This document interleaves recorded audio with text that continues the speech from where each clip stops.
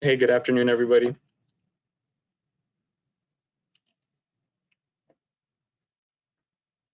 We're just going to wait a few minutes for the rest of the attendees to join us, but we'll start shortly.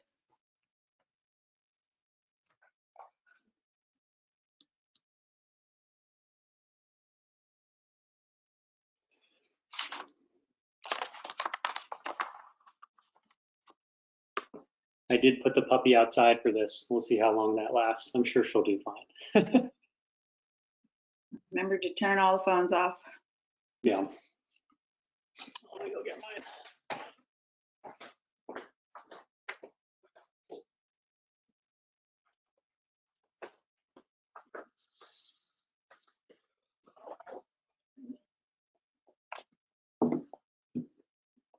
Where are we now, David? So we're about 74. We'll give it another minute or so to let people jump on, and then we'll get going.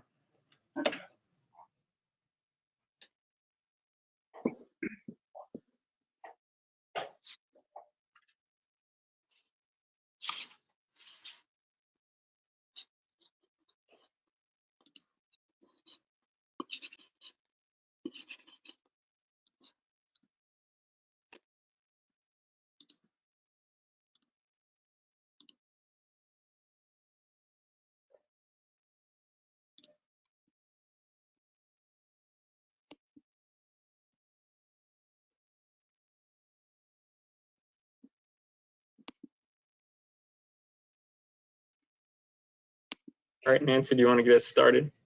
Sure. Good afternoon. Welcome, everyone. I am Nancy Hughes from the California Urban Forest Council, and we're excited and appreciative that you are here today for Hot and Dry, cutting-edge urban forestry efforts outside of California. We are all witnessing the impacts of climate change on our environment and urban forests due to the ongoing drought and record increases in temperatures. We felt making an opportunity to learn from our fellow tree stewards in other states would be a wonderful way to improve our own practices here at home. Cities are investing in urban heat resilience. Extreme heat is currently the deadliest climate risk in the US. Urban trees are considered one of the best tools for cooling while supplying all of the associated co-benefits that communities need.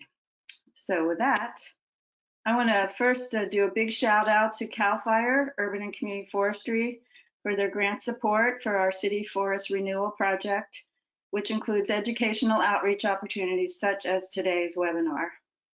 And David Pineda, Program Manager for many of our projects, is the gentleman who is managing the webinar behind the scenes. So you will hear him chime in from time to time with guidance. He will be managing the collection of questions you may have. Please enter them into the chat box. We will answer questions at different points along the way and at the end. Also, there will be a survey at the end, which will include signups for ISA CEUs, and these will also be sent to you via email. So let's welcome our esteemed panel. First up, addressing the City of Tempe, Arizona's efforts is Richard Adkins, the urban forester for the City of Tempe, managing the city's urban forest master plan. He has a Master's of Science in Forestry from Utah State with 35 years of experience working and visiting with trees around the world, 25 years of which have been on both public and private urban forest lands of the Phoenix metropolitan area. Richard is a registered consulting arborist and past president of the American Society of Consulting Arborists, an ISA certified arborist, municipal specialist, and tree risk assessment qualified. Tag teaming for the City of Boise, Idaho are Lance Davisson and Mike Andrews. Lance is owner and principal consultant with the Keystone Concept LLC, located in Boise, and co-founder and coordinator for the Treasure Valley Canopy Network.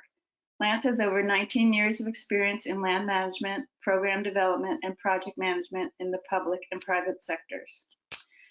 Mike Andrews is the forester for the City of Boise. Mike manages the Community Forestry and Right-of-Way Division for Boise Park and Recreation Department. Mike moved to Idaho in 2012 after going to school and working in the private tree care industry in his hometown of Springfield, Massachusetts. Richard, the floor is yours. Okay, All right, so let's first. all right. So we'll get going. The way this presentation is broken up is by questions and topics that both areas will be addressing. But we also want to get an idea of where you guys are listening from and what it's like in your city. So with that, I'll launch the first poll as far as to where you all are listening from. So if you could go ahead and fill out that poll and let us know where you're listening from.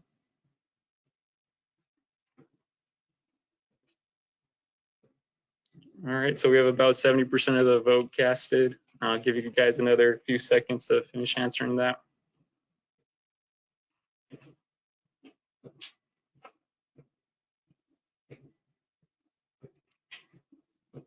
Okay, so I'll close the poll and share these results. Looking like most people are listening in from Southern California, quite a bit in NorCal, and we even have some people outside the state. So that's pretty interesting. All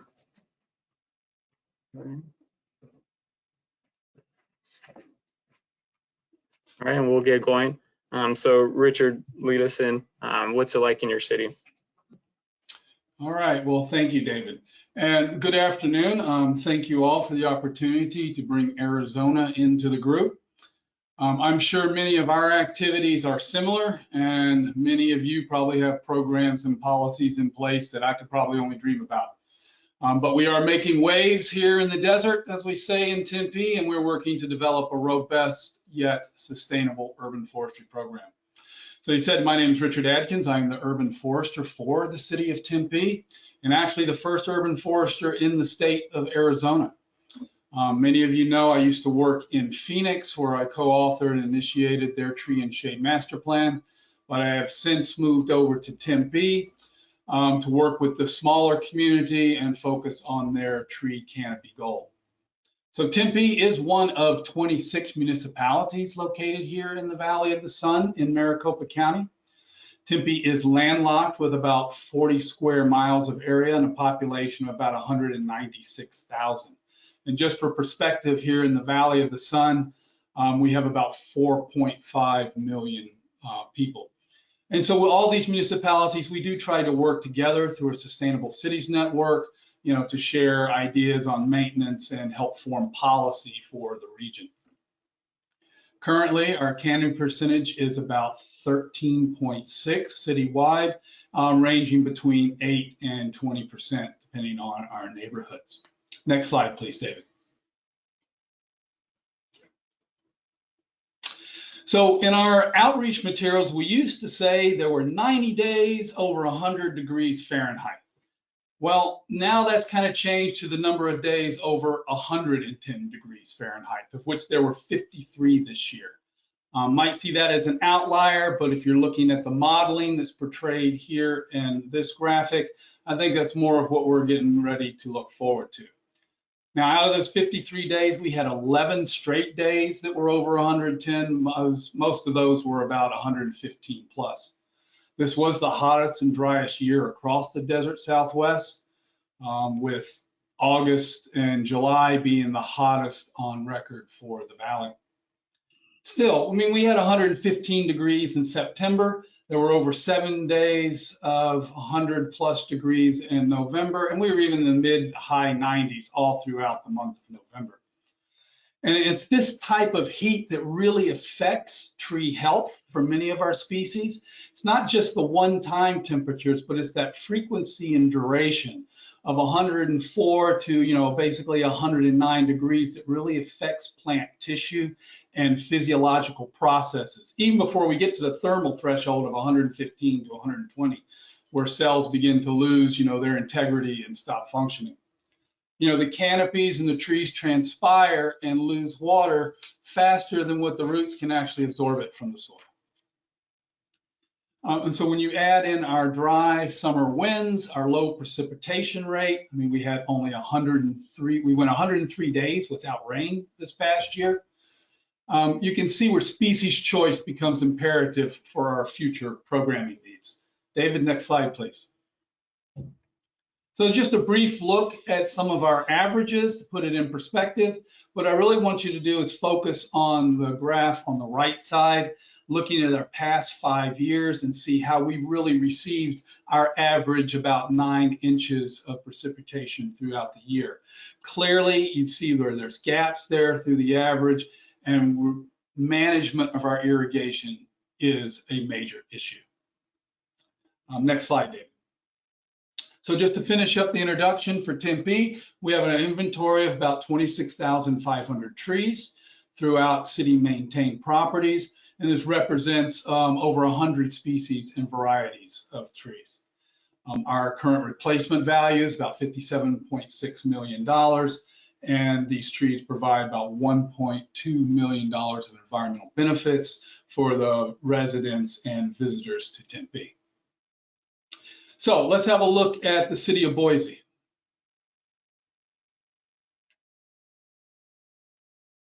Thanks, Richard.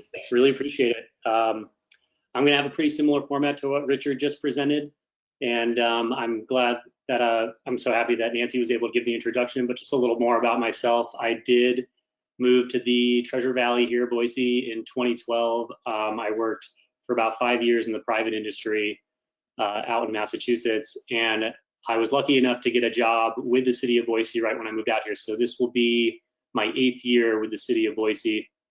I've only been in this role as a forester for about 2 years now, but I was working really closely with that whole crew, and I'll kind of go into a little bit more about how we're structured here at Boise Forestry. But I'm also super honored that Nancy and David reached out and wanted us to give a presentation to California. I had to jump at the opportunity. So City of Boise, you can see it. We're about double what Tempe is. We're about 84 square miles.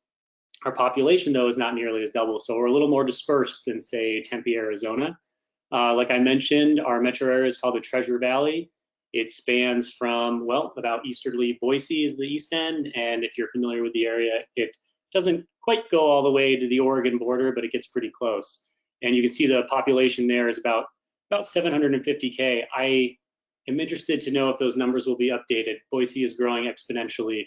For those of you who don't know, it's a very popular place for a lot of people to move. Right now, our canopy coverage is about 16%. There's a little map down there you can see in the right-hand corner. Pretty good. And the city manages about 24% of the total trees. And I wanted to put this little tidbit in there since our forestry department is a part of the Parks and Rec department. I know a lot of people are structured a little differently.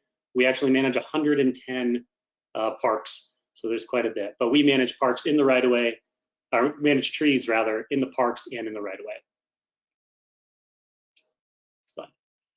So temperature-wise, I know you're probably wondering why we got invited to a hot and dry talk. You're probably thinking, Boise, what is the weather like? Well, we're not as hot as Tempe, and we're probably not as hot as a lot of places in Southern California, but we are still pretty hot. You can see here by this graph, we did have, or lately, we've been heating up like many other cities in America.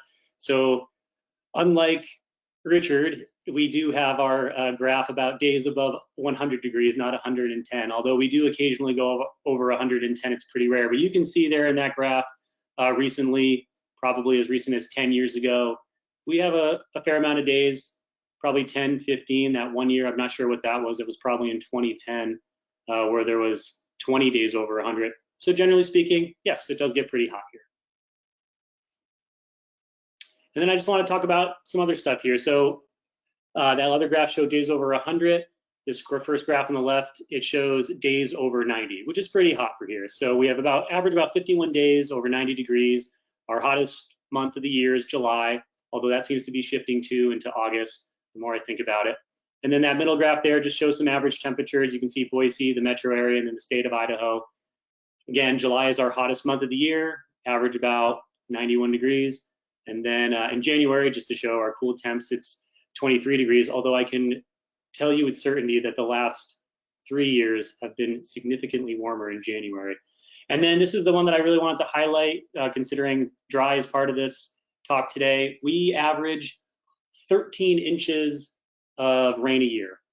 And I think this is important because we average our rain in the winter months. as opposed to the summer months. Maybe Tempe, you get a little more rain in the winter, but here it's the summer, or in the summer months, I mean, here it's in the winter, and we only get about 13 inches. I mean, that's really not that much. So I'd like to think maybe that's surprising to some people that are a little unfamiliar with Boise and the climate. The Treasure Valley in Boise, we are located in a part of Idaho that people refer to as the banana belt. And they call it that not only because if you look at the map of Idaho, you can kind of see the way the mountain range runs and the way I-84 runs. It's kind of shaped like a banana, but it's also the hottest part of Idaho. So we get little rain and we get some hot temps throughout the year. And then also, yep, so we're also talking about trees, so I want to make sure we highlight trees in this first slide. So we have about 35,000 trees in our current inventory, but there's an estimated 15,000 additional in open space, and that has to do with all the open space that's scattered throughout the city and in the Boise foothills. So we have a 25-mile bike path that is just considered a natural area where we don't necessarily maintain the trees to the extent that we do some of our trees in our parks, but still, if there's an issue safety related wise, we take care of those. So you can see parks, 12,000 trees, right-of-way, 23,000 trees. That has an asterisk. I'm going to explain that in a second. And we have over 150 species and variety of trees planted in our park. I mentioned that we manage about 24% of the canopy. So about 76% of that canopy is on private, 24% on public. And we estimate about 4.2 million in annual benefits. I just wanted to briefly touch on the right-of-way trees. So Boise's unique. We don't own our own streets. At some point in the 70s or the 80s, Boise could not take care of its own streets, so they created a department called Ada County Highway District. And Ada County Highway District owns the right-of-ways. So for all the towns and cities that are located in Ada County, they take care of it. But Boise is big enough that we had a big enough Parks and Rec department, big enough forestry department that we could manage the trees. So while we don't own the trees in the right-of-way, technically we do manage them, and we do work in collaboration with them, and I'll touch on that later on in the talk. And I think that about wraps up our intro for Boise. Thank you. All right, great. Thank you guys for introducing your regions and climates.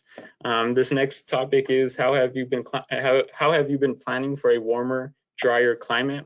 With that, we have another poll, and we want to ask you guys, how have you been doing it in your area? So with this question, you could select multiple choices, and feel free to cast your vote now.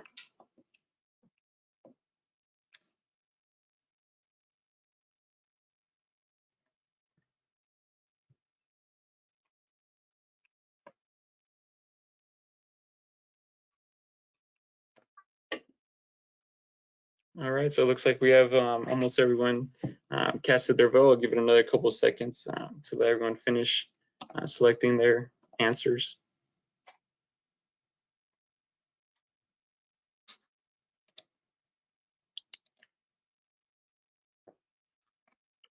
Okay, so it looks like a lot of people are implementing new tree planting strategies and communicating the stakeholders with challenges.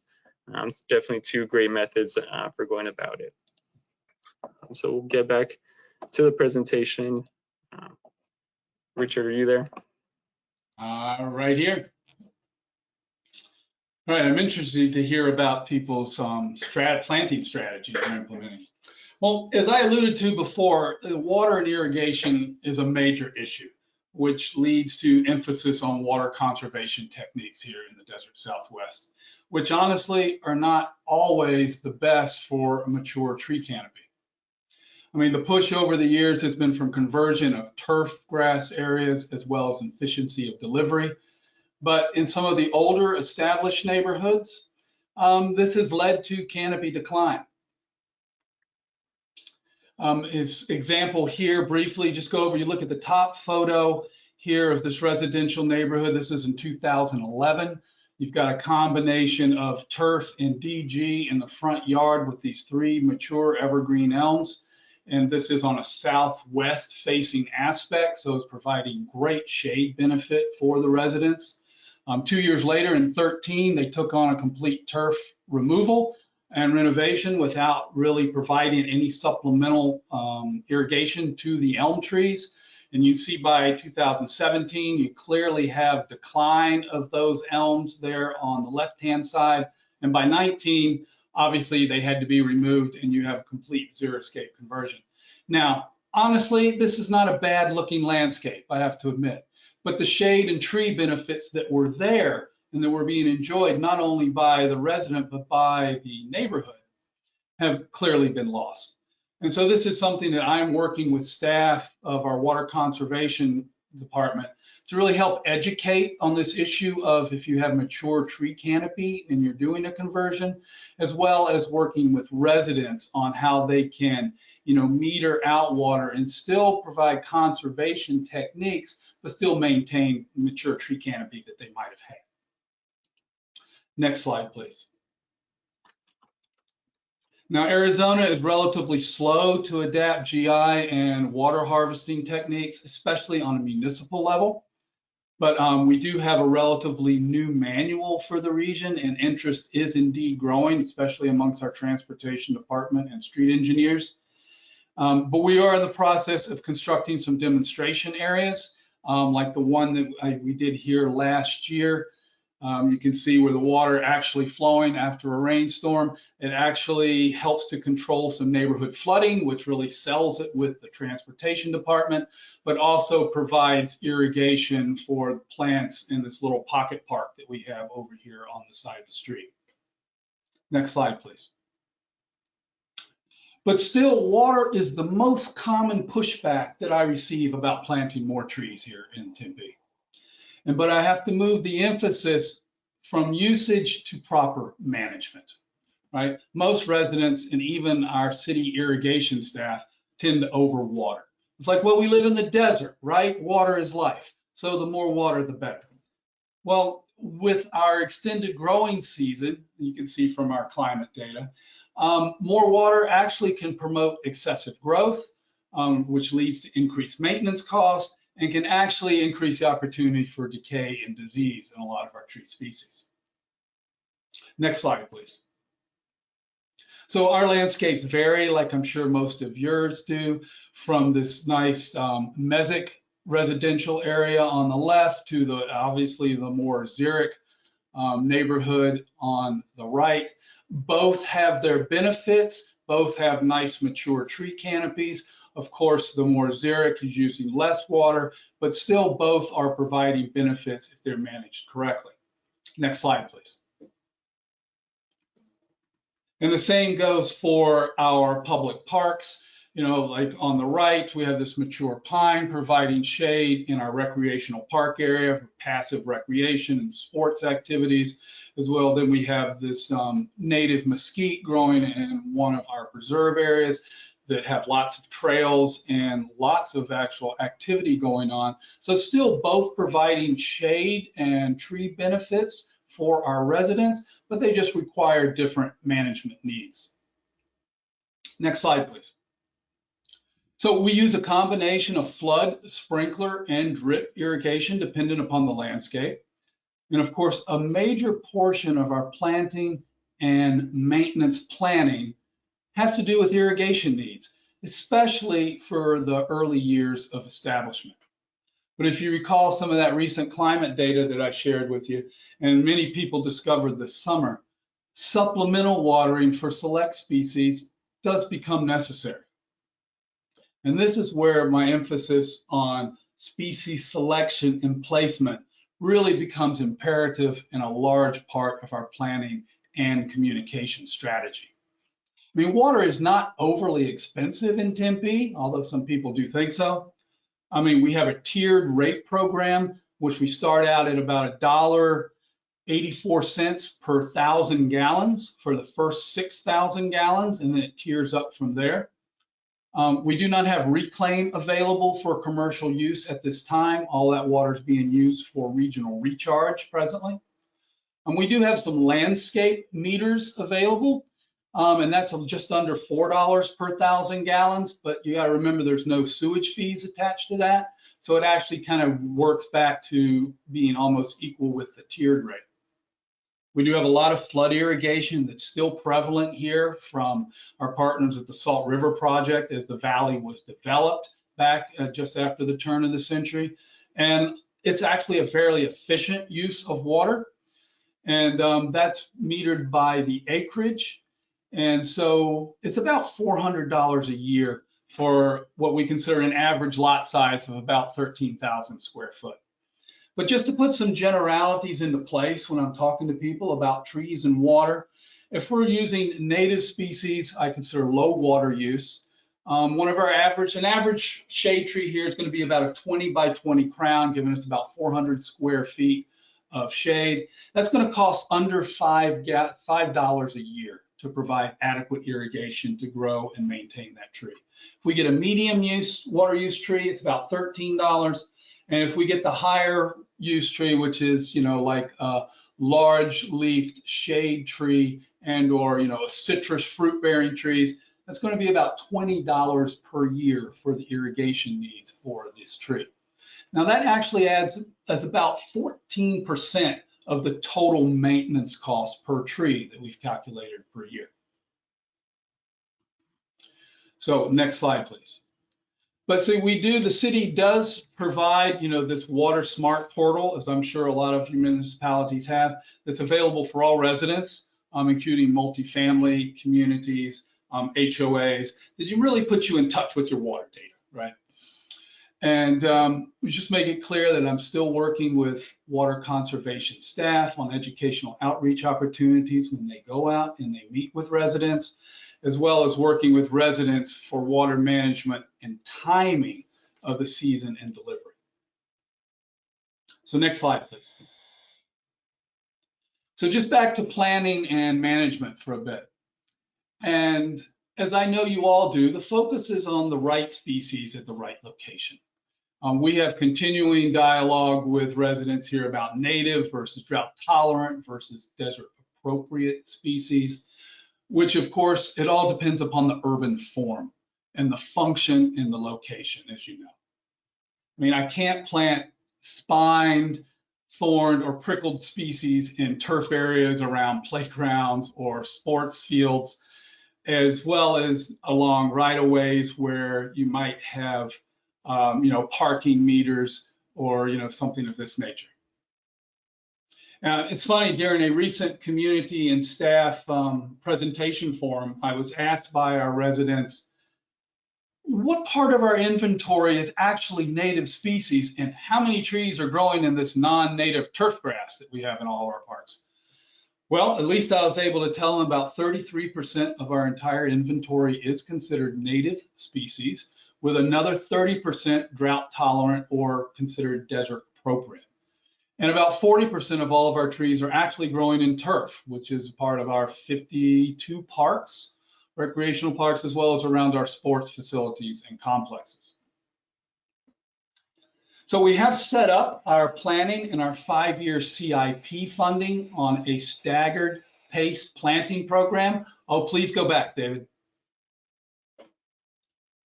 And when we do that with the staggered and planting program, that's basically so I can build age structure and diversity, as well as sustainability of the forest resource. So for example, instead of planting 300 trees that might be needed in a park this year, I'm going to plant half now.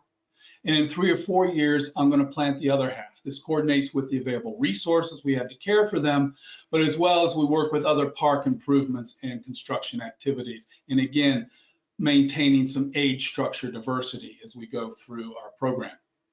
Now, down on private property, we're continually meeting with our planning department and neighborhood services to become engaged with plan review, as well as community opportunities that might come up for planting. So with all this, you might ask, how do I intend to fund all of these activities? So David, this is the next slide, where we have the projected costs that I have recently presented to City Council. So just briefly review the graph. On the left vertical axis is millions of dollars. The right is percentage canopy growth. Across the bottom, of course, it's fiscal years. Each of the light green bars represents total expenditure per year in order for us to meet that green line, which is the projected canopy growth as we try to reach our goal. Now, this includes both planting and maintenance. So starting in the fiscal year 21, it's about 50-50. And then we move throughout till we get to our goal of where then about 30% planting cost. And then there's more about 70% going into the actual maintenance of the urban forest. Now, I'm not going to go into our maintenance practices too much other than to say we're kind of working to incorporate standard best practices, like most of you, I'm sure. You know, pruning by species, by season, triaging priorities and 311 calls, mostly on the as-needed basis. But I am working toward a 5-year pruning cycle. But right now, I must say I'm placing most of my attention on structure pruning and young tree care, you know, helping to move that cohort forward into the urban forest. Next slide, please, David. So here are just briefly some budgeting and funding opportunities that we are currently working with in the city. On city maintained property, we've successfully added operational dollars for every new tree planted through our CIP funding, which can be converted to an FTE over time. What I'm looking at now is about 850 trees per FTE. So over about the next year and a half as we move forward, I'll be able to enhance our urban forestry maintenance staff. Now, last year, COVID-19, of course, borrowed a lot of our budget dollars, but it looks a lot better this year for my supplemental budgets that I'm putting in. I'm going to talk about that a little bit more in a minute. I do get some money from our carbon offset program that we have a partnership with the local university, with Arizona State, where we're generating community-based credits to help offset transportation-related emissions for staff and faculty from the university. We are also fortunate to have Indian gaming grants available for us, working with the local nations for planting trees throughout the city to help maintain biodiversity, as well as provide youth educational activities. Community challenge grants from state forestry are always available. And actually, we just obtained one this year to help construct new canopy maps, and then to work with our GIS staff to overlay demographic data and help develop tree equity maps for the city, something I'm very excited about. And of course, we also have living tree memorial donation programs, and we entertain corporate sponsorships, which all help to get trees in the ground. Now, for private property outreach, the city has an extremely strong neighborhood grant program. And this year, we're actually including some more tree planting activities, like you'd see the one here on the slide. There are different grant categories within this program, but with $350,000 available this year, I'm really looking forward to working with a number of communities to plant trees. I mean, the max is $20,000 per project, which can actually work to get a lot of trees in the ground. There is no cost match for this, other than if you established HOA, there's a 25%. Other than that, if just neighborhood or neighbors get together, it's just a straight, clean grant. Now, it's something I do want to ask the group here for some input. I'm interested in establishing a new cost match program for the city of Tempe. I've had a little bit of experience with this in the past, but this is where, you know, the city and the citizens work together, split the cost of the tree, and then the city provides the, you know, technical expertise to help with the planting and provide just ideas on how to maintenance. So I would welcome any experience from the audience and any thoughts you might have to offer about getting a good cost match program in place. So with that, let's hear about the partnerships in the Boise community. Thank you very much, Richard. You'll find that here in Boise, we don't have near the consciousness about water conservation, even though it is an issue. And it's nice to see, Richard, that you're looking at some of the carbon opportunities as well, because that's something that we're working on here. So as Nancy mentioned, I am coordinator for the Treasure Valley Canopy Network, and the City of Boise has been a member of our organization since we began. And they're a huge supporter. We work a lot with City of Boise, and we also work with the other 9 municipalities within the Treasure Valley as well. But we're really going to focus on what we're doing here with Boise. Our new mayor, Mayor Lauren McLean, is big on climate and equity. And so she's been a big supporter of what we've been building with the City of Boise. She formed a new climate division out of the Public Works Department. and they're building really robust and exciting roadmaps and tools to help guide equity investments and climate investments, and we're a part of that through the Canopy Network. A few things that we're focusing on with the Canopy Network is leveraging some of our outside partnerships throughout the country. We'll talk a little bit about some carbon opportunities that we're building with the Nature Conservancy and City Forest Credits. We've partnered with Kappa Heat Watch and also Portland State University on a Canopy Continuum project, which is giving us really valuable data for urban heat. And then we're also working on a large tree planting challenge, the City of Trees Challenge, that we'll talk about a little bit, that brings in not only local partners, but also we're members of OneT.org, receiving some funding for the Arbor Day Foundation and American Forests as well. Go for it. Thank you. So City of Boise, like I said, has a real big focus on sustainability. What you see here on the left is a picture of our partners at our most recent tree giveaway. We gave away 500 large caliper trees as part of the City of Trees Challenge. On the left there is Mike, our city forester. Council President Elaine Clegg is sitting down there. This was her vision. And what I wanted to point out here is in the middle is the mayor. Also here is the Nature Conservancy.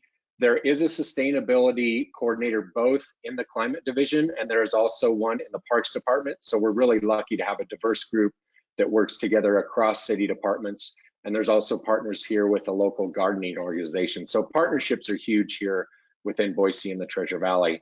The climate action platform is big. We do have a bit of a consciousness around water. Suez Water is relatively new here for our water utility, and we're seeing more and more come out from them as far as conservation, which is good.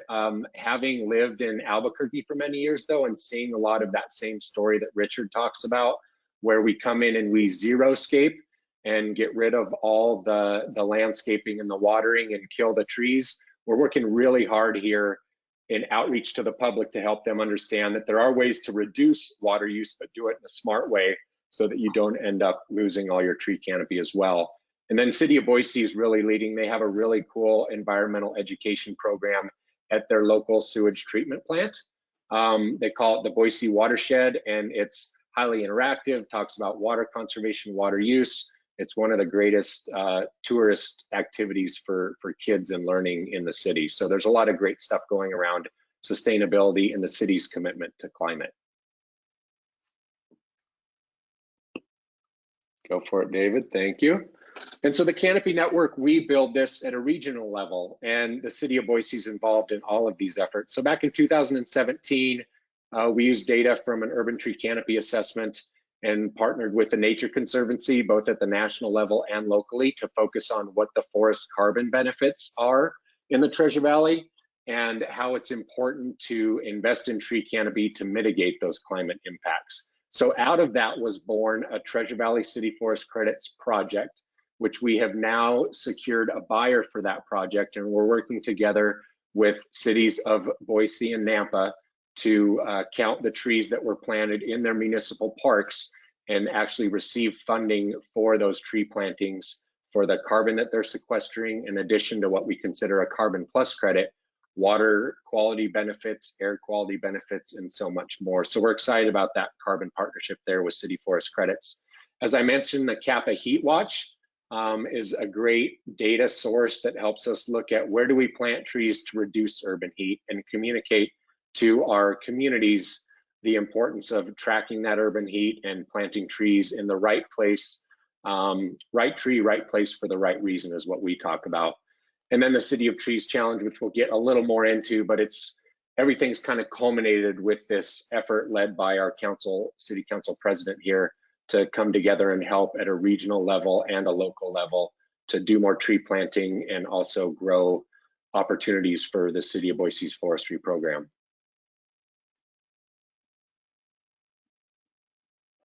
All right, awesome. Ready, David? So that concludes this section. We do have a couple questions. This first one for Richard. Richard, one of the attendees is asking for clarity on your abbreviations, both CIP and FTE. All right, fair enough, no worries. CIP is capital improvement projects. That's what we put a 5-year scale together for projects we want to do over the next couple of years. So that is capital improvement projects. And an FTE is a full-time employee. So not part-time staff, but would be a full-time employee. Great, thank you for answering that one. This next question is for Lance. Lance, it's regarding the Boise tree giveaway. What is the criteria for the Boise tree giveaway? Is it first served? Is it need? Is it some sort of disadvantaged community criteria? That's a great question. We'll get in a little more to that in the presentation here, but it's basically, it was the first year of our challenge. It's a 10-year challenge. Over the next decade, we're going to plant 100,000 urban trees in the city and 235,000 seedlings in Idaho forests. And in order to get that kick-started, we invested in 500 large caliper trees. With COVID and everything, our traditional way of giving out trees was a little bit challenged, but luckily we partnered with our local farmers market, which ranked second in the nation actually in farmers markets. They were amazing with how they dealt with COVID. And so what we did was we partnered with a local nursery to source those trees, and the trees were distributed through, we did a lot of public outreach, just general public outreach, but we also worked with neighborhood associations, and people used the platform of the farmers market to sign up for those trees and come pick them up. And then we reserved about 100 of those trees to focus on equity. So I'll show you a bit about how we're using our data for urban heat, current tree canopy, and equity distribution in our city to target certain neighborhoods and give away trees in those certain neighborhoods. What we learned is what I've known for years doing this across the country, that is much more difficult than you can imagine. And so we had a little bit of success, but we kind of gathered our thoughts at the end of the year, and we're coming out with a much more targeted strategy this next year, working more with neighborhood associations. And we are actually building a tool that will focus on equity using some of the data sources like from American Forest as well. But I think what's exciting, having done this kind of work around the country for many years, is that this is a 10-year project, and we're learning as we're going, and we're also bringing in resources from a national level to help inform that. Does that answer the question, David? Yeah, I think you more than covered it. Thank you for that, Lance. All right, so getting into the next section, the question for this section is, how do you communicate urban forestry with decision makers and stakeholders? So we also have a multiple answer poll for you guys to fill out. Please do so now. I'll leave it open for about the next 30 seconds.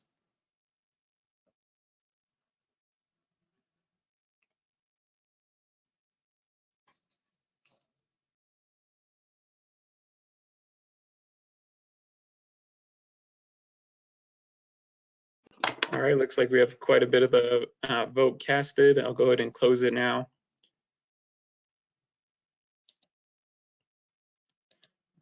And I'll share the results with you all. So quite a few people are using the platform of presenting information to elected officials. Quite a few of you guys are working with local tree organizations, which yes, definitely proves to be helpful, and it is pretty well distributed, which is great to see.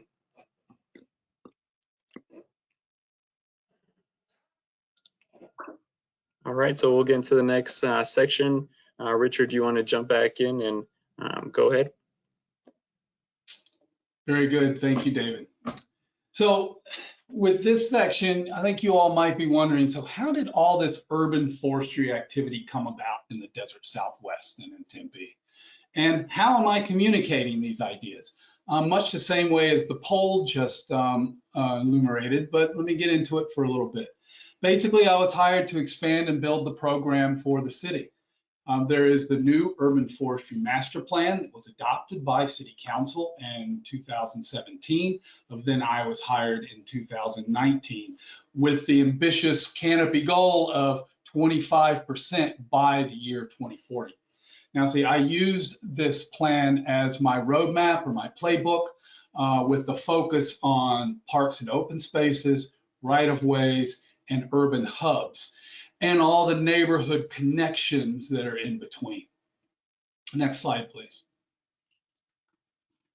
So support for this all comes from the City Council in ways of a performance measure of a city strategic priority.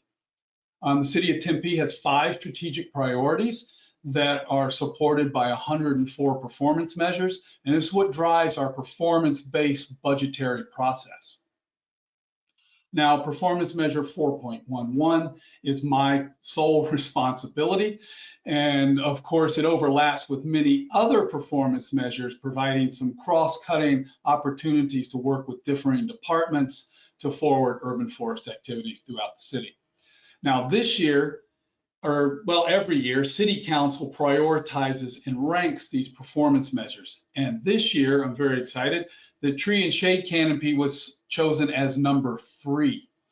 So not only top 10, but number 3 of 104 of the performance measures. So I'm really looking forward to the support of council and the community this year to help move our urban forestry program forward. Next slide, please. Now, the goal of the performance measure mirrors that, of course, of the Urban Forestry Master Plan, which is, increasing tree canopy, replacing and replenishing trees throughout city-maintained landscapes, which, in my opinion, this demonstrates the city's commitment to the goal and really just serves to empower residents, businesses, organizations, and even our city staff to collaboratively create and care for the urban forest resource. Now, as I stated, this work supports other city performance measures because, as you know, the urban forest does not grow in a vacuum. But then as the urban forester, I work across all city departments for everything trees. And then this is all further communicated in our climate action plan, which uses the urban forest to focus on heat resiliency for our vulnerable population, as well as for the future city development. So next slide, please, David. So as with many of you, as well as my friends in Boise, the Tree City recognition is viewed favorably along with the Growth Award. And now as a Tree City of the World, I'll say our administration is pleased with this moniker, and we were the first in Arizona to be named as such. Currently there are only 27 tree cities of the world in the US and only 68 worldwide. Perhaps this is something to consider for your program or your community. And honestly, this type of communication with decision makers, it really does play, and it really sells to help support my supplemental budget request. And I understand it might not work for everyone, but I will say it is supporting our activities here in Tempe. Next slide, please. Additionally, incorporating public art, either into separate events like this tree flower, which is part of our Arts in the Parks program, or in conjunction with tree planting activities, really does help build support throughout the community. I want to add that public art is really big in Tempe. If you remember that grant program that I was talking about a minute ago, there's a whole separate category for the installation of public art on city property. We have a listing of public artists that must be used. And so you can put in a request for a grant to install public art throughout city properties. Now, the good thing about, you can combine that with a planting program, which a lot of people do, so you get double the money and have the 2 categories together, which does really favor support when the projects are being reviewed. And I worked with the artist here on this tree flower, working to suggest some alternate attachments materials to the things that they were hanging in the tree, not only to prevent tree damage, but also to limit park patron liability. And the artist was even thought the design enhancements to actually enhance the overall design. And that was in place for about 3 weeks prior to the Thanksgiving holiday and was well received by the community. Now, this other photo here, I know many of you are already ahead in this realm of communication awareness, but Tempe has really just started with the help of West Coast arborists to start harvesting urban wood.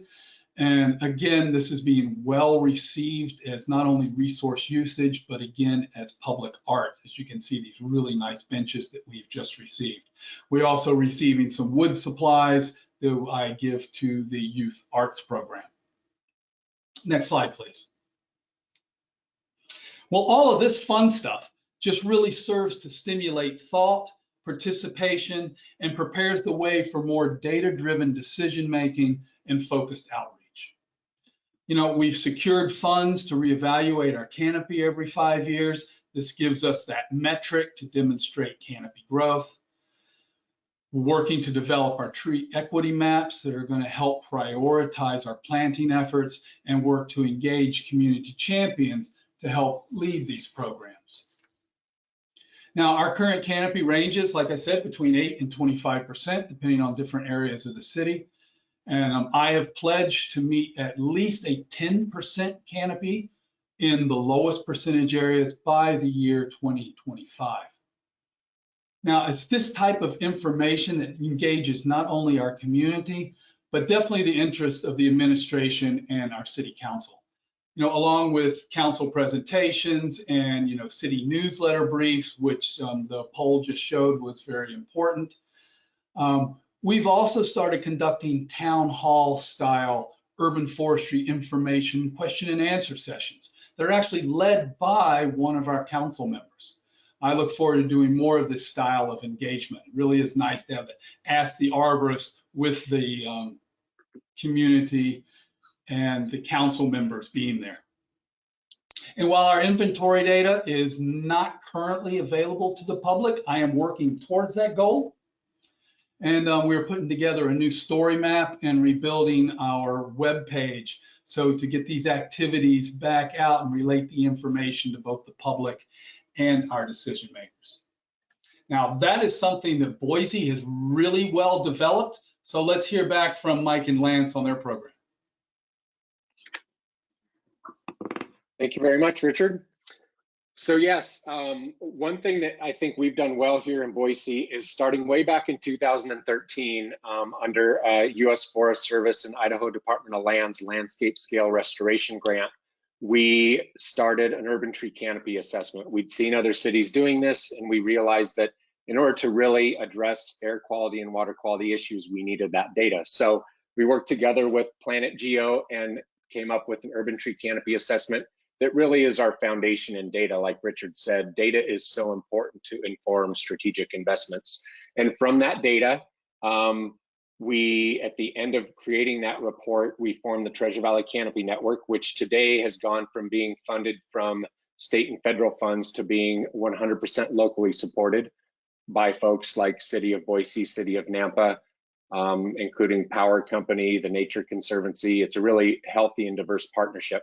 And as we built that foundation, Boise was also due to come up with a new urban and community forestry management plan. And so they did an external outreach and they ended up hiring my company, the Keystone Concept, partnered with a local GIS company, and we created their urban forestry management plan. And under both our general theme and also the desire of the city, this was very highly collaborative. So City Council was very involved in it. We involved a lot of neighborhoods. You see in the right-hand side here, upper right-hand side, lots of community engagement and meetings and surveys. And what we're finding over time is that those people listened, and those people have become our partners that have done things like neighborhood association, for example, join the network and contributes funding to the network because of meeting us through that whole management planning process.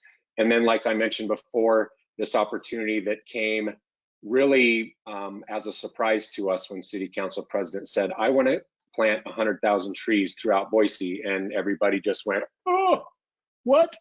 Cool, but how are we going to do that?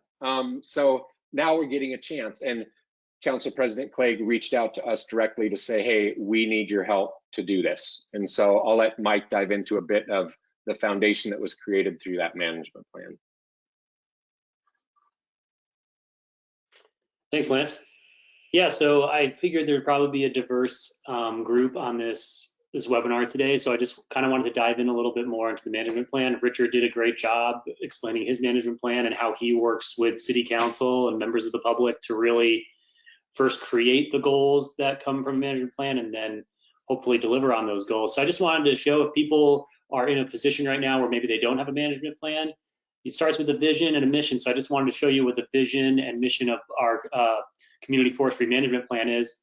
And I'm not necessarily going to read it to you, but you can see that we want to have a healthy and resilient resource available to all the public. And Lance and I, it was funny, we were talking about this. This was created with our previous mayor, and a lot of the verbiage in here is very related to how the previous mayor used to talk. But the new mayor, like Lance said, is very involved in equity. Oh, my dog is barking. Hold on a sec. Oh. My puppy will end up being the star of the show here at some point. You guys will not even want to hear me talk. But we can move to the mission slide, if you could. But our new mayor is really focused on equity and climate. And these still the mission and vision that was created in 2015 with the previous mayor. You can see that these still cover those bases. So again, I just wanted to show this because this is really what was created. Obviously, this mission and this vision, this was a product of all of the goals and strategies that I'm going to kind of go over here in the next few slides that come out of our management plan. So there's been a lot of talk so far about collaboration and teamwork and working with different agencies, working with different private companies. We were no different. This was super important to us. So I wanted to provide this little, this visual here of everybody that it took to make this management plan happen. You can see on there ACHD, you can see Planning and Development Boise, but then on the other side, Idaho Power private company, tree and nursery landscape companies. This is a private-public partnership, and it's huge because people like you and me, we have all these ideas of what we want to do, whether it's a tree planting initiative or mitigation for aging trees, and it's extremely hard to do that without the support of everybody in your community. So again, it's really good to have those ideas. I have those ideas all the time. Probably a lot of people in this room have those ideas, and when that time comes to present that idea or you have the chance to work on it, it's great, but then you need to get the support for the community. So we developed 24, from this management plan came 24 goals, 33 strategies, a lot of different ones, short-term, long-term. A long-term one would be to boost our canopy up from 16% average canopy coverage to 25%, very similar to Richard's. That was interesting. And then short-term goals, I mean, maybe just hiring a new employee, maybe getting an intern, maybe just starting an inventory, whatever it is for you. There's short-term, long-term goals. And then through this management plan, we had a toolkit. So a toolkit how to complete these goals and strategies, which is really helpful because again, working with all these private public partners, you develop a way to kind of go through these goals and who you need to contact and how you're going to do it. So again, I like this management plan. I think Richard touched on it. You can use it as a guide or like a playbook so that maybe if you've done all the hard work to create the management plan and maybe you're stuck and now you go back to it and you look at it and you say, okay, I'm going to try to do some of these goals that we created. Or it kind of looks like or you use it as a secondary form of information. So in this situation, or in the City of Trees Challenge situation, Elaine Clegg came to us and said, I have a tree planting initiative that I want to do. And 100,000 trees over 10 years. And we're like, whoa, let's do this. This is awesome. And now I go back and look at our management plan and realize that this planting initiative covers a lot of our goals. It's going to cover the age diversity. It's going to cover the canopy coverage. It's going to cover species diversity. It's going to cover public outreach. I mean, all those goals and strategies that you have in your management plan, you start to look at it and maybe just, a project that comes along or like a planting initiative, you realize how many goals you're actually meeting. And so you can it's good to put in the hard work and get that management plan in because it can work in both ways. And I know Lance mentioned this, but yeah, Treasure Valley Canopy Network, Lance had a huge part in making that management plan, and then City Council President Elaine Clegg, and at the time our mayor was really into it, and we had support from our Parks Department, our director, and our superintendent, and then the City of Boise Forestry Department. We were able to help as best we can. Let's go to the next slide. So I won't spend too much time on this, but we are also Tree City USA and Tree City of the World. This was our first year as a Tree City of the World. We have been a Tree City USA for 42 years, and we've had the Growth Award for 25 years.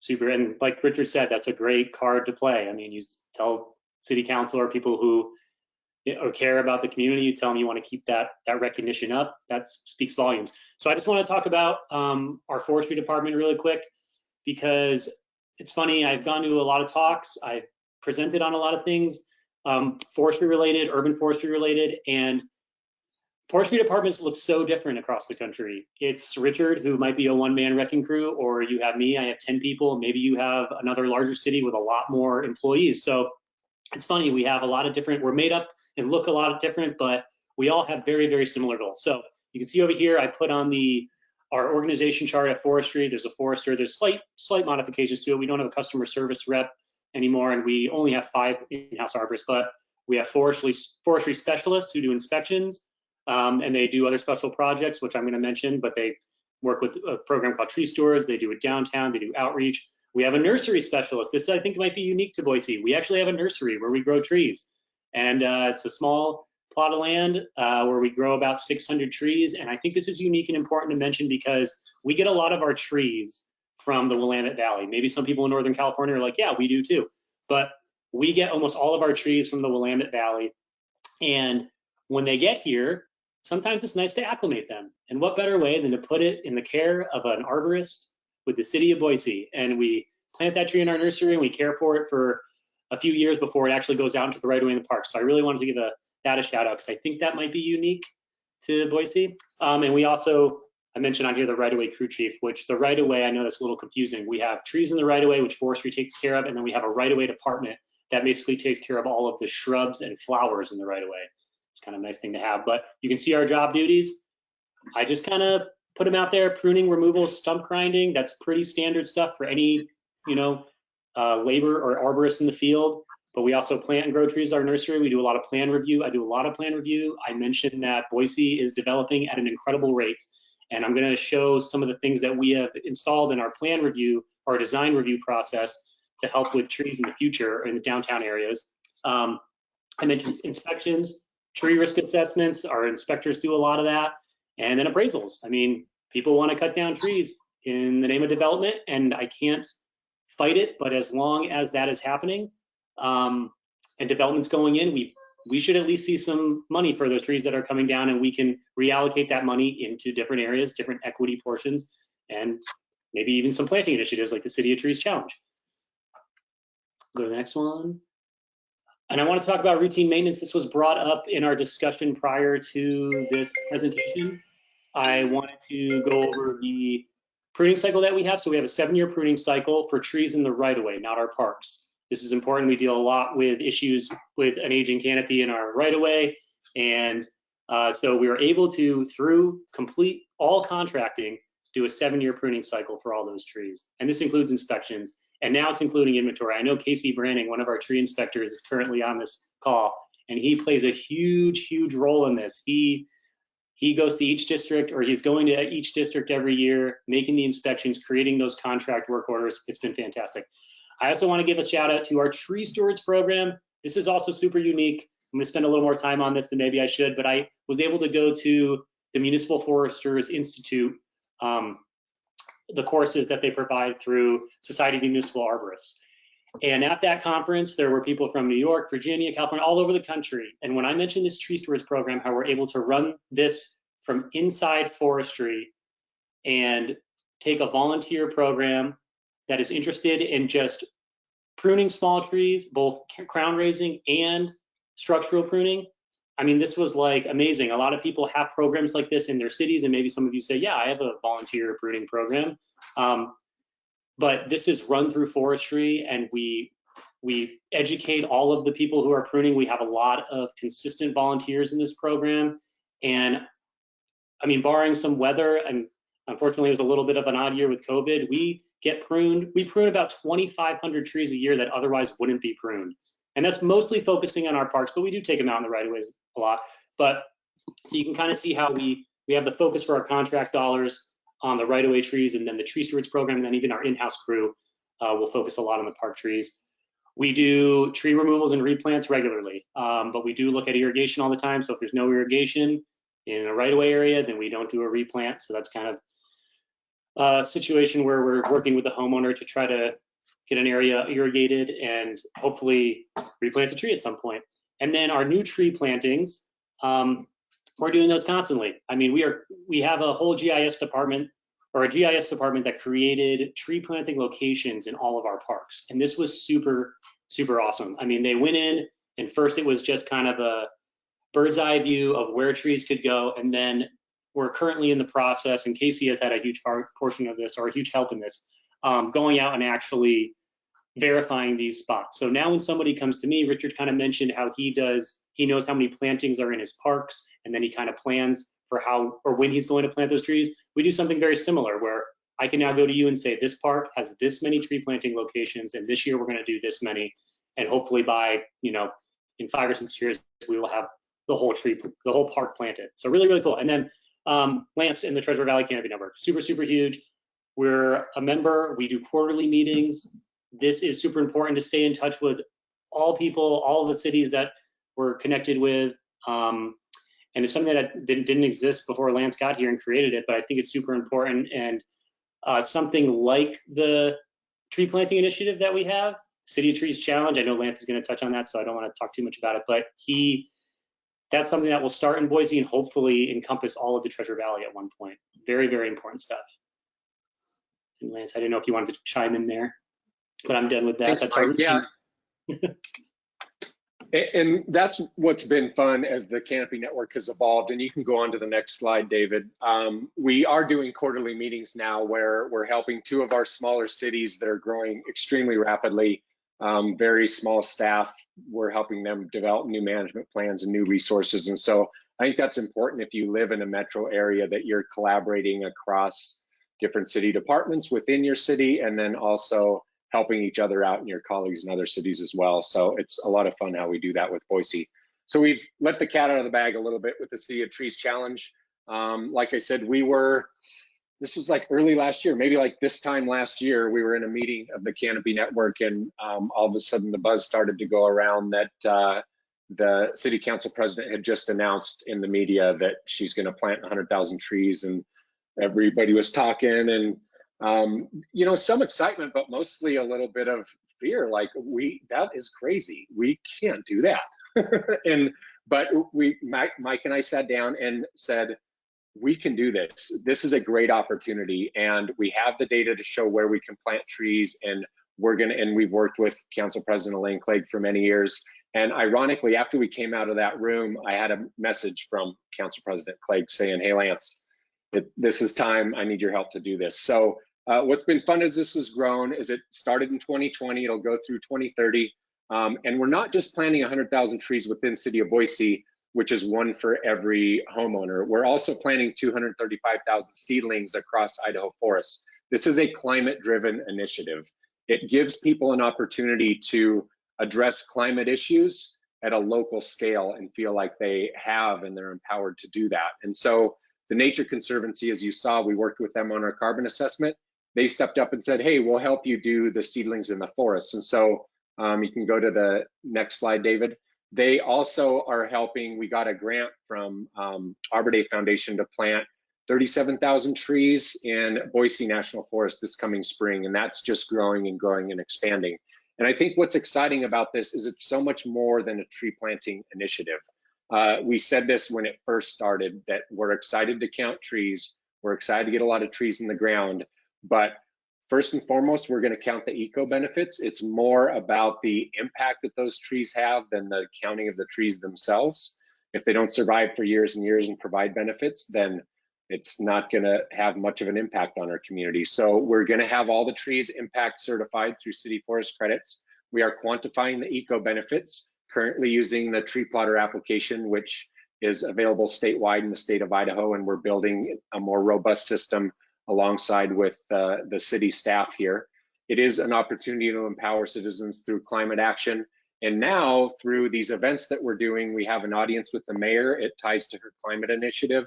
I think 4 of the 6 city council members were part of our tree giveaway event. So Mike and his staff got to interact with leadership, and they're seeing the benefit. I think immediately people are like, oh, trees, great. Yeah, we're the City of Trees. That sounds fun. But then when they spend a little time with us, they recognize it's about so much more than that. And we're consistently focused on this. Mike is now updating his inventory because he has the staff to do that. He's seeing enhanced funding into his program because of this tree planting initiative. And so we'll just continue to build on that year after year.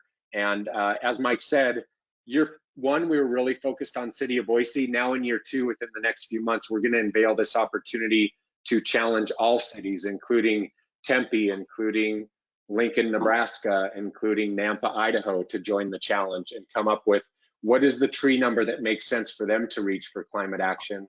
And then what also is the opportunity to do more than just count the planting of the trees to have a long lasting impact. Next slide, David. There you go. Great, thank you, gentlemen. So we have one last section for you all. The question for this section is, what tangible outcomes have come out of your policies addressing heat and urban forest health? So I'll go ahead and launch the last poll. So feel free now to take a second or two to fill out the answers. It is another multiple answer question, so please fill out either one or more that you're currently doing.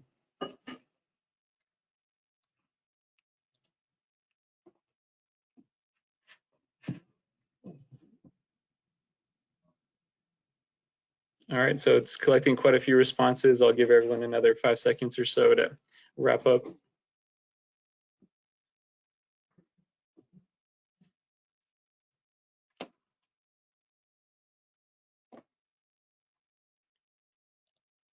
All right, closing the poll.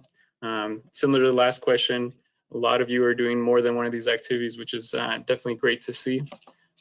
Now I'll invite Richard to jump back on and continue presenting.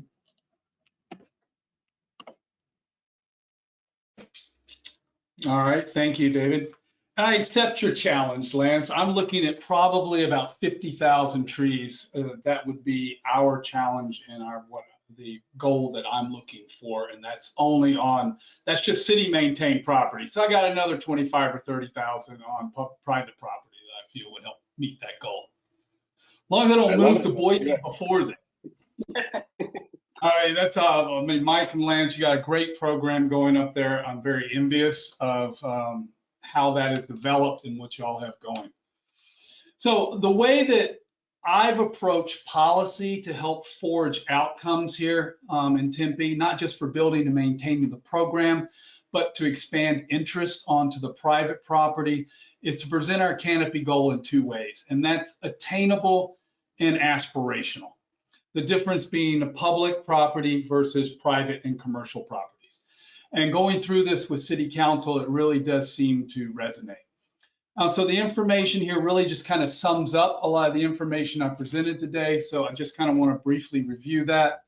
It's the push for proactive management of our resource, working to clarify and define our approaches, to determine our planting locations, and to really help establish equity, throughout our community. And I clearly see this as attainable, and so does our administration.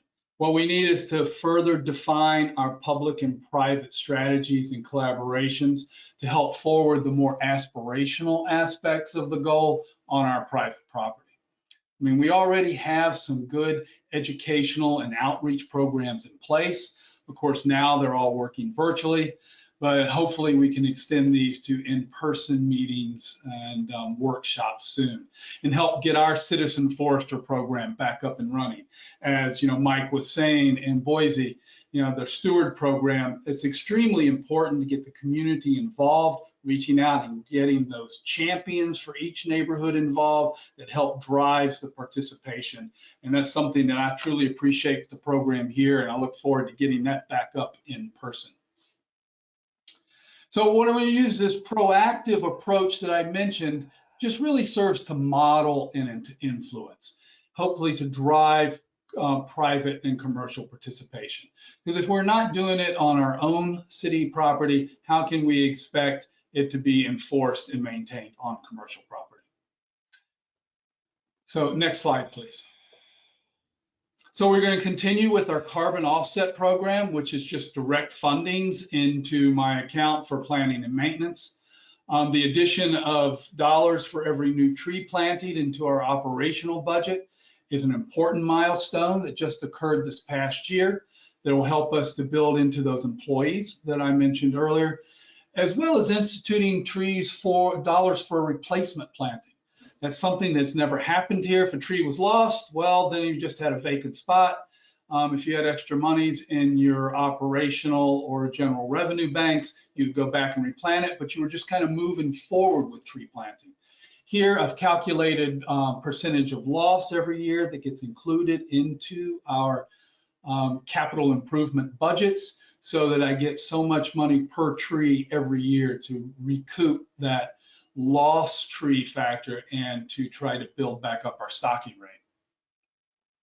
And although our contractor-based maintenance we use for assistance in storm damage or emergencies or larger technical projects, and I really do appreciate the partnership with our contractors, the addition of dedicated urban forestry staff for day-to-day maintenance as well as outreach and planting activities is really needed.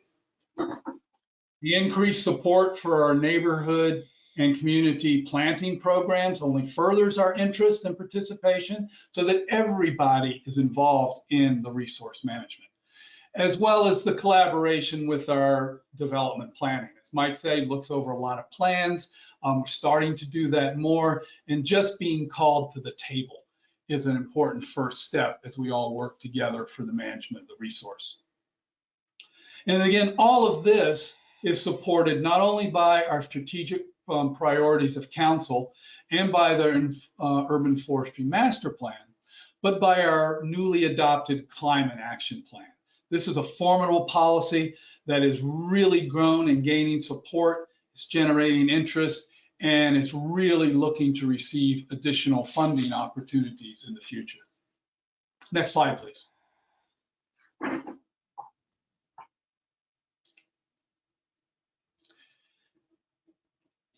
So let's go, because I already did the climate and action plan. You see here, there, it is just a major portion of the plan is our urban forest resource and the growth of this resource. So that just helps further communicate the importance and the value of the urban forest, not only to our decision makers and stakeholders in the community, but into just the general public. Next slide, please.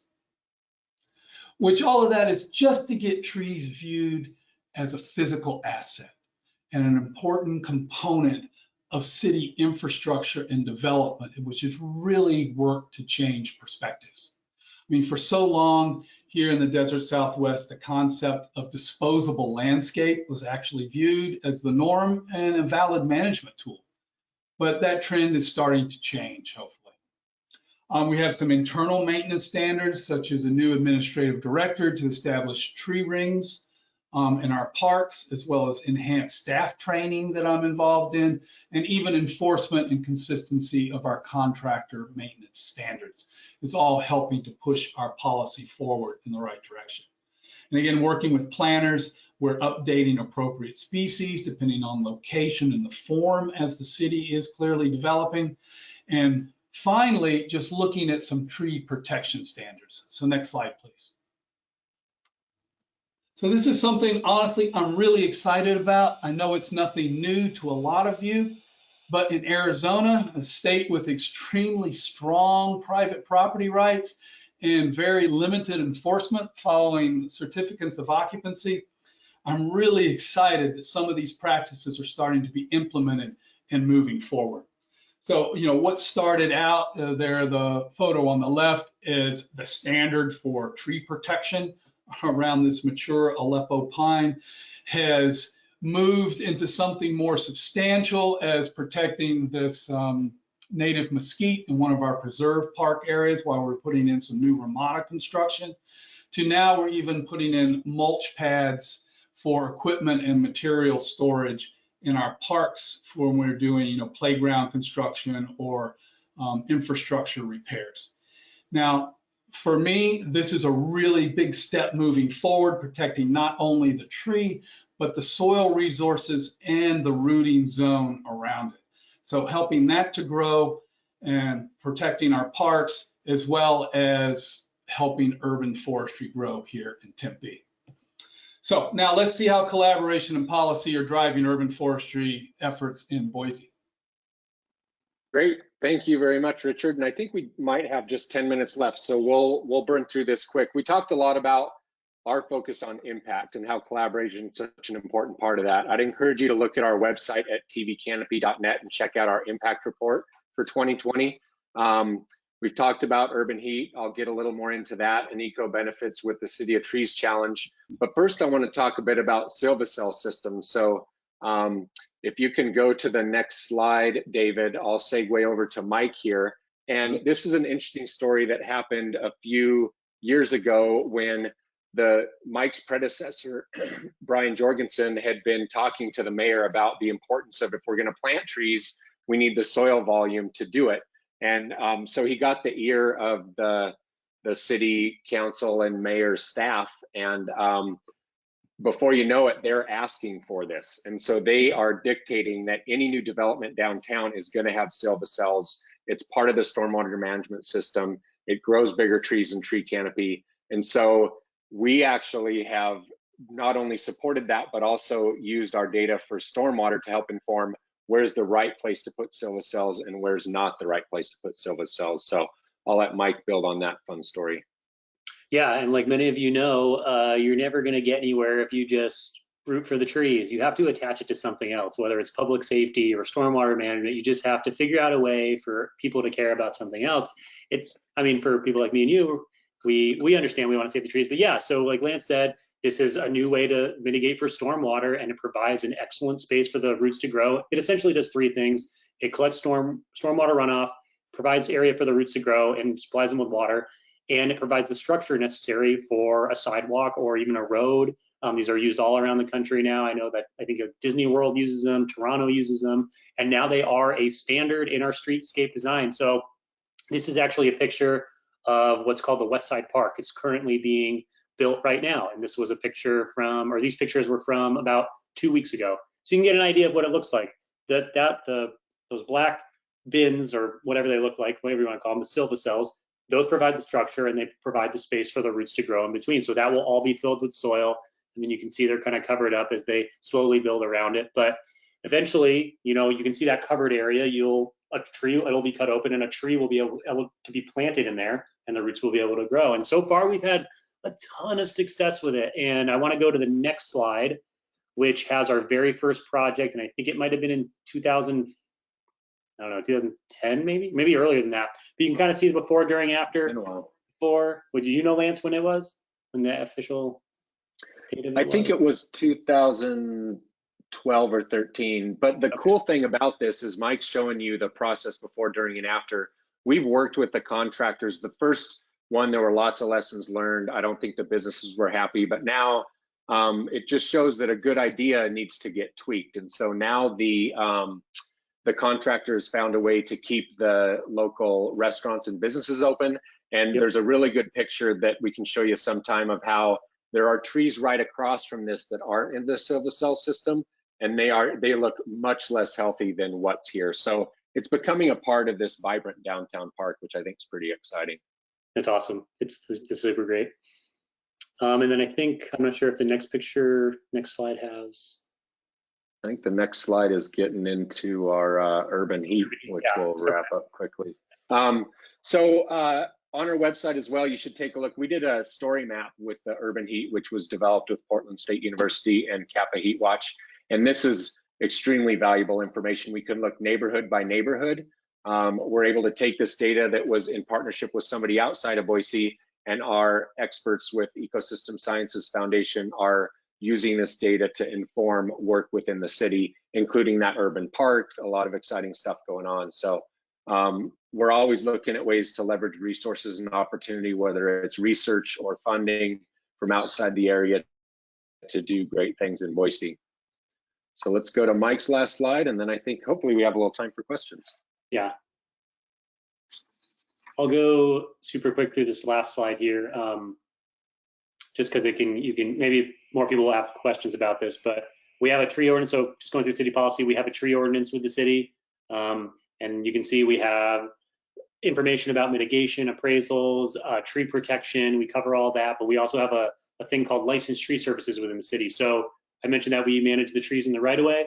Well, if a private tree care company or an adjacent property owner to that tree wants to have work done to it, and the city can't provide that work because either it's not within either we don't have the resources to do it or we don't have the time, we allow people to hire a tree service, but they need to be a licensed tree service, and that includes some criteria. They have to be certified arborists, they have to have certain coverage for their insurance. Those are some criteria. I think maybe that's unique to Boise, maybe it's not so unique, but I'd like to hear from other cities. And then plan review.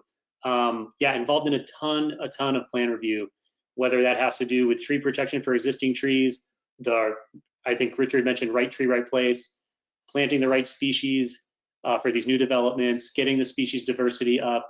So just always involved, as long as you can get in from the start. And like Richard said, you're brought to the table, you have your foot in the door, you're able to start, you're able to make comments from the very beginning. Typically it works. It's when you have to come in at the later part, that's when it doesn't work. So starting at the beginning with plan review, it's helped a lot. So if anybody has any questions about any three of those things, the tree ordinance, licensed tree services, or how we do plan review here, I could probably talk to that during the question period of it, but that would be it. That would be all I have. Awesome. Great. Big thank you to all three presenters. We do have a couple questions. The first is regarding civil cells. The question is, civil cells add more plastic to the world. Have you given up on engineered soils with aggregate as another method? We have tried engineered soils. So the big thing with engineered soils was the support that we needed for sidewalks and streets, and even when we put it in our big grove areas. So we've done engineered soils in open areas, if that makes sense, in our right-of-ways, but we haven't done it in areas where we then needed to have either pedestrian traffic or vehicle traffic. And I'm not sure if that was something that my predecessor tried, or in other cities. Maybe other cities can speak to this, or maybe Lance can speak to this, but yeah, it was just something that I think the big thing was the structure of it. So the civil cells really provide that extra structure. Okay, and another question regarding civil cells. Was there significant resistance from developers for civil cells? There still is. That's a good question. Again, this is an example where city council decided that it was important. If they're going to develop a downtown that has vibrant street trees and parks, then they're going to have to invest in putting money underground. And so there's been a lot of outreach and awareness around that. I think what's been fun to see is a number of the developers recognize the value of those vibrant green spaces. And so that park that Mike was showing is a perfect example that we might highlight in the future of a downtown urban core park that is using mitigation funds from a number of trees that had to be removed off-site for a street project. Mike was able to appraise those trees, get that value, invest in that park for a new skyscraper going in downtown. And there's public art there, there's silva cells, there's stormwater processing, there's green space. It's just, people are recognizing, I think, finally that that investment is worth the return, even though you're burying those things underground and they're expensive. What shows above ground is well worth it. Mm-hmm. Great. Okay, another question here regarding demographics. None have been mentioned so far in this presentation. Does the city or planning provide the data of tree success by city sector? I think the question was alluding to any other considerations aside from tree location and canopy. Yes. So speaking to the equity portion, is that? Correct. Speaking of equity and other considerations as far as demographics. And then Richard, I would invite you to answer this question as well. More happy. As far as demographics, that's something that we are working with our new tree equity maps so we can look at these neighborhoods, and not only for tree canopy, even though it's a tree equity map, but looking at how the neighborhood is actually composed, who the champions are in that neighborhood, so that we can meet with them and just work to meet their needs. That's something that I've come across with planning. They like only shade trees, where where I prefer more like some fruit trees in some areas. Some neighborhoods might prefer fruit or flowering trees or some smaller statured trees versus shade trees. So that's something where this data that I'm going to get from this new canopy map is going to really help us as we try to move more of our tree equity throughout the city. And it's fun to build on what Richard said. It's fun to see this become more of a social consciousness of addressing equity with trees. So we use and it's both outside data sources that the Canopy Network helped build and also what the City of Boise is building. We use Tree Canopy, we use Urban Heat. We actually were part of some health impact assessments that looked at housing and the impact of urban trees and air quality. And so we are learning more about that every day. And we could definitely do a better job than we're doing today, but we're starting to really focus and hone in on that and to be able to not only highlight where those issues and opportunities are, but then address those through things like the City of Trees Challenge. So we're really on the forefront of learning as we go along the way. Mm-hmm. And the City of Boise has a program called Energize Boise, and that pretty much focuses not just on neighborhood associations, but even smaller spots within the city to help promote anything that the city is doing or help get a neighborhood together. And we participate in those frequently, mostly from the tree portion. But I know we'll be working with Energize Boise more with the City of Trees Challenge to focus on those neighborhoods. So we're about a minute after. A few more questions. One is regarding soil. How do you utilize soil mapping to inform choices of planting spaces and species? It's a great question. You want to take that, Richard, or Mike? I'll go first. I mean, soil mapping, honestly, we don't do too much. I know that we have a lot of clay out here, I'll say that much. So we don't really use, to my knowledge, a lot of soil mapping in this area to just decide what we're planting. I know that, so in Boise, I'm talking about in Boise in general, but on a broader scale, Treasure Valley, that does come into play a lot, what species you're going to be planting, because the further west you go from Boise, the further away you go from our hills, our mountains, I guess, it seems like the more clay and the more alkaline the soil gets. So that comes into play all the time. Yeah.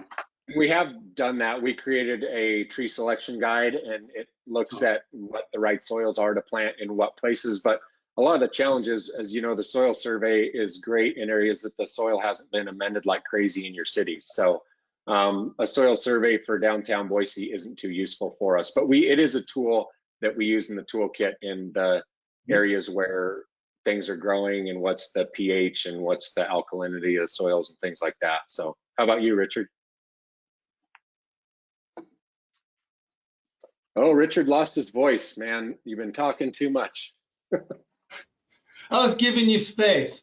So now all of our construction projects, of course, you have to do soil tests on them. So we know exactly what's going on with our construction projects.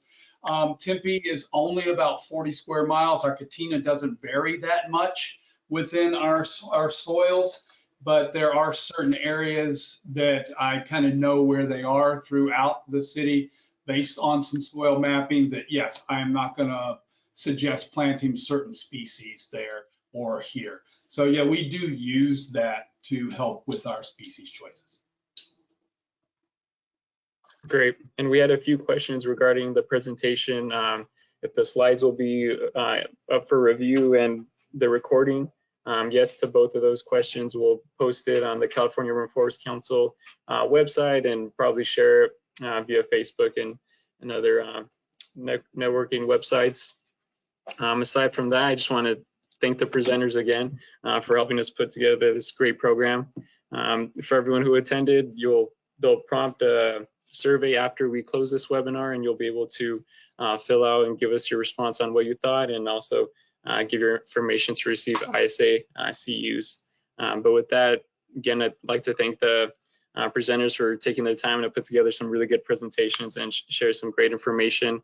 They've all been very great at being willing to share what's working and what's not working for them, and have even shared their contact information that they've posted here. If you guys have any follow-up questions, they mentioned they'd be more than happy to help answer that.